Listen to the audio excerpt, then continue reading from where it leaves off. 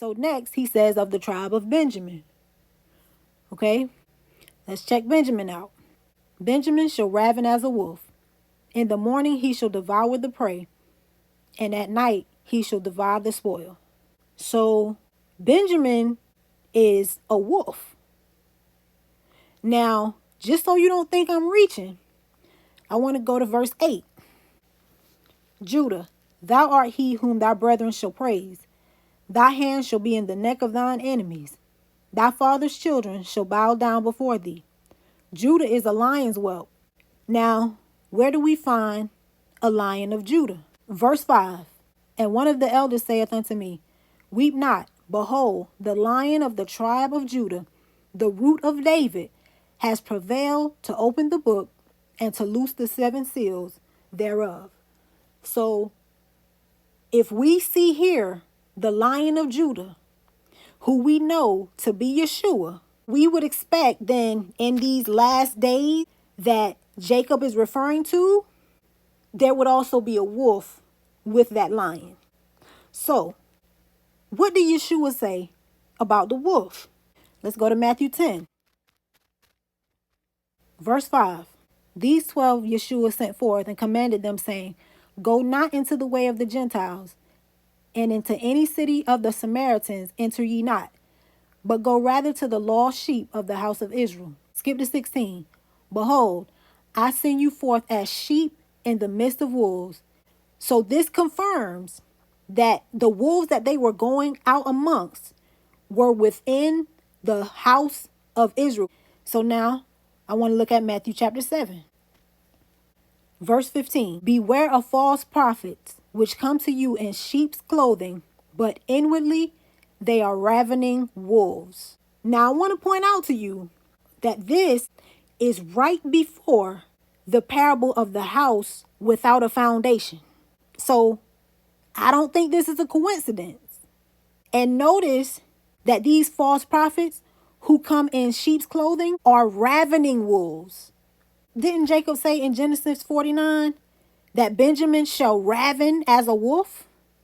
Let's go to John 10, verse 11. I am the good shepherd. The good shepherd gives his life for the sheep. But he that is an hireling, and not the shepherd, whose own the sheep are not, sees the wolf coming, and leaves the sheep, and flees, and the wolf catches them, and scatters the sheep. Now I want to look at this verse in the Greek. It says on the last line, and the wolf snatches them and scatters. So if we look at this word snatches, this word is harpazo. And if we go to the uses of this word, we see here in 1 Thessalonians chapter 4. Then we the living remaining, together with them, will be caught away in the clouds for the meeting of the Lord in the air. This word is where we get the word rapture. And it's the same word that's used for the wolf snatching away the sheep.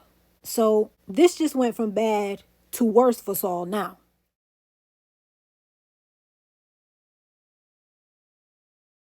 As touching the law, a Pharisee. Concerning zeal, persecuting the church. Touching the righteousness which is in the law, blameless. Okay. Let's go to Matthew 23. Then spake Yeshua to the multitude and to his disciples, saying, The scribes and the Pharisees sit in Moses' seat. All therefore whatsoever they bid you observe, that observe and do. But do not ye after their works, for they say and do not. So they're hypocrites. This explains why Saul says not to curse people while cursing people himself. For they bind heavy burdens and grievous to be borne, and lay them on men's shoulders, but they themselves will not move them with one of their fingers. But all their works they do for to be seen of men. They make broad their phylacteries and enlarge the borders of their garments, and love the uppermost rooms at feasts, and the chief seats in the synagogues, and greetings in the markets, and to be called of men, Rabbi, Rabbi. But be not ye called Rabbi, for one is your master, even Christ, and all ye are brethren. And call no man your father upon the earth, for one is your Father, which is in heaven. Neither be ye called masters, for one is your master, even Christ. But he that is greatest among you shall be your servant. And whosoever shall exalt himself shall be abased, and he that shall humble himself shall be exalted. So this explains Saul introducing himself as an apostle all the time and his claims of birthing his followers. But woe unto you, scribes and Pharisees, hypocrites, for ye shut up the kingdom of heaven against men. For ye neither go in yourselves, neither suffer ye them that are entering to go in. So Yeshua is saying here that not only are they not going into the kingdom themselves, but they're standing at the gate redirecting traffic. In Luke's account, it says they withheld the key of knowledge, which is the way of salvation, as we saw in the salvation study. This explains why Saul taught against the law, although we saw in Romans he knew the truth. 14. Woe unto you, scribes and Pharisees, hypocrites! For ye devour widows' houses, and for pretense make long prayer.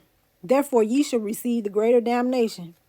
Now, Saul said that the poor Macedonians were supporting his ministry. But now he's telling us that he was a Pharisee, so we would expect him to have already been well off. 15. Woe unto you, scribes and Pharisees, hypocrites! For ye compass sea and land to make one proselyte, and when he is made, ye make him twofold more the child of hell than yourselves.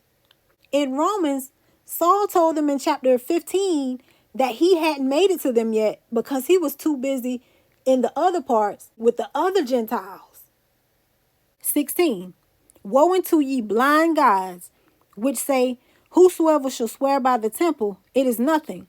But whosoever shall swear by the gold of the temple, he is a debtor. Ye fools and blind, for whether is greater, the gold or the temple that sanctifies the gold? And whosoever shall swear by the altar, it is nothing. But whosoever sweareth by the gift that is upon it, he is guilty. Ye fools and blind, for whether is greater, the gift or the altar that sanctifies the gift? Whosoever therefore shall swear by the altar, swears by it and by all things thereon. And whosoever shall swear by the temple, swears by it and by him that dwells therein. And he that shall swear by heaven, swears by the throne of God, and upon him that sitteth thereon. We see Saul claiming God as his witness and swearing throughout all of his letters. And in Acts 9, we saw something like scales fall from Saul's eyes in his testimony when he was healed from his blindness. But by the time we get to Galatians, he was going blind again. Any chance there is a correlation there? 23. Woe unto you, scribes and Pharisees, hypocrites! For ye pay tithe of mint and anise and cumin, and have omitted the weightier matters of the law, judgment, mercy, and faith. These ought ye to have done, and not to leave the other undone. Ye blind guides, which strain at a gnat and swallow a camel. So in Saul's writings, we saw him focusing on loving your neighbor, but loving God was mysteriously absent. 25. Woe unto ye, scribes and Pharisees, hypocrites! For ye make clean the outside of the cup and the platter, but within they are full of extortion and excess. Thou blind Pharisee, cleanse first that which is within the cup and platter, that the outside of them may be clean also. So let's look at the Greek word. It says greed, which is pillaging and plundering, and that comes from the same word we see the wolf snatching away the sheep. And self-indulgent, which is incontinence, intemperance, lack of restraint. So a lack of self-control. Now, notice that this is given in the context of dining, a cup and a platter. We saw Saul saying, hey, eat what you want. All things are pure. Treat yourself. Just give thanks. Serve God in your mind, but sin in your flesh. 27. Woe unto you, scribes and Pharisees, hypocrites! For ye are like unto whited sepulchres, which indeed appear beautiful outward, but are within full of dead men's bones, and of all uncleanness. Even so, ye also outwardly appear righteous unto men, but within ye are full of hypocrisy and iniquity. Hypocrisy is play acting, acting under a mask. And iniquity is lawlessness. So both of these two things lead to death. I told you the corpse of Saul's Jesus wasn't getting up. 29. Woe unto you, scribes and Pharisees, hypocrites, because ye build the tombs of the prophets, and garnish the sepulchres of the righteous, and say, if we had been in the days of our fathers, we would not have been partakers with them in the blood of the prophets. Wherefore ye be witnesses unto yourselves that ye are the children of them which killed the prophets. Fill ye up then the measure of your fathers. Ye serpents, ye generation of vipers, how can you escape the damnation of hell? Wherefore, behold, I send unto you prophets and wise men and scribes, and some of them ye shall kill and crucify, and some of them ye shall scourge in your synagogues, and persecute them from city to city, that upon you may come all the righteous blood shed upon the earth, from the blood of righteous Abel unto the blood of Zacharias, son of Barachias, whom ye slew between the temple and the altar. Verily I say unto you, all these things shall come upon this generation. So we know that Saul was present at the stoning of Stephen, keeping the witnesses' stuff. And he was on his way to persecute Yeshua's followers when he was stopped on the Damascus road. And then Saul goes as far as calling the true apostles ministers of Satan, because Yeshua and his message are indeed Saul's adversary. But he was the actual snake, deceiving and setting traps for people with his tongue. So Saul fits the description. But what would his motive be? Well, since we know he was a Pharisee, let's go to John 11. 45.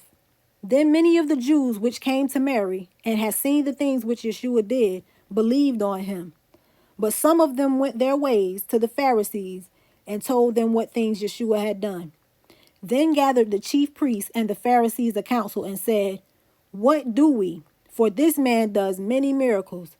If we let him thus alone, all men will believe on him, and the Romans shall come and take away both our place and nation. So they were concerned about their status.